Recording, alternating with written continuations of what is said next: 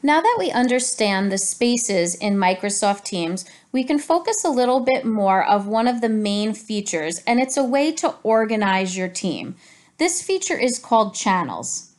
Channels are shown in your left rail, and they look like these little categories here.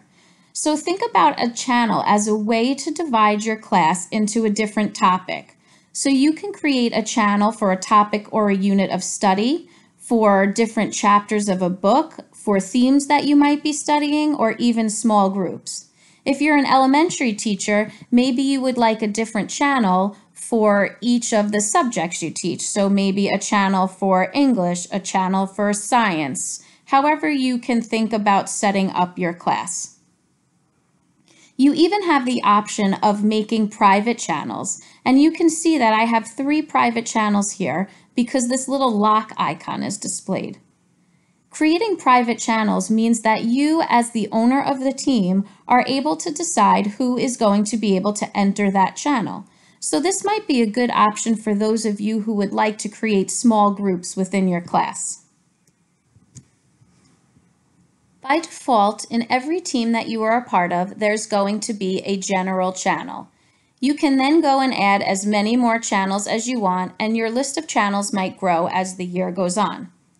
In each channel that you're in, you're going to have a series of tabs up top. For every channel that you are in, there will be a tab for both posts and files. Posts are the areas that you can go and start new conversation by clicking in a field and entering a message. You can customize your message to be a post or to create an announcement for your class, and your students will also have the ability to reply to a post that you create. You'll also find in each channel a section for files. So if you want to help keep your class organized, you can put files that have to do with each channel into the File tab of that channel. So for instance, if I wanted my students to have a file that dealt with the artist presentations, when I went to the files in my famous artist presentation channel, I could add something here. The files that are in channels and are shared by your whole team will be editable by a whole team. We'll talk more about this later because there might be times where you want to share a file with your students that you do not want them to be able to edit at all. Instead, you'll just want them to be able to see it.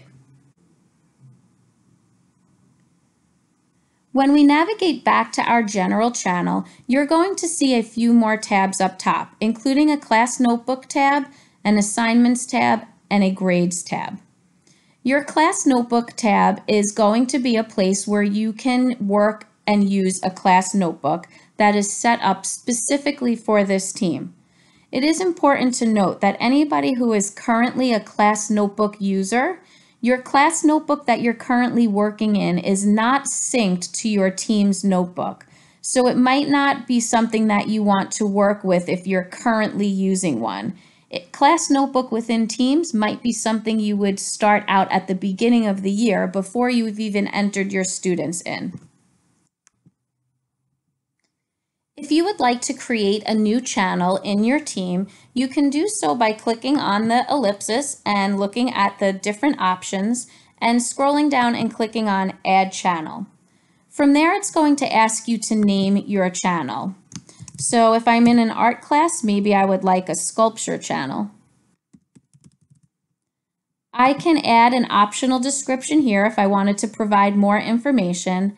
And then the next setting is our privacy settings, which might be important if you would like to only have certain members of your team work in this. So right now, this is going to be accessible to everybody on my team. And I would check off the box that says automatically show this channel in everybody's list. When I click add, that is going to add that to my channel list. So now you'll see sculpture is added, and I am now able to create posts that have to do with sculpture and add files that have to do with sculpture.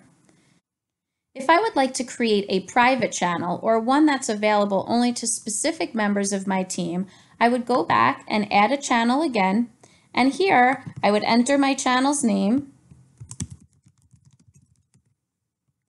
and I would select the privacy drop down to be private, and accessible to only a specific group of people.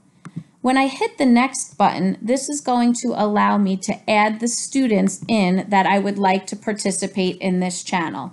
I can go and type in their names and I can select them from the list, and then I would hit add. If you're ever working with a channel and find that you need to edit something, you can click on the three dots next to the name of the channel and click on the button that says Edit this channel. This will allow you to change a name and to add optional descriptions if necessary. If you've decided that you do not need a channel, you can click on the three dots again and you can delete this channel.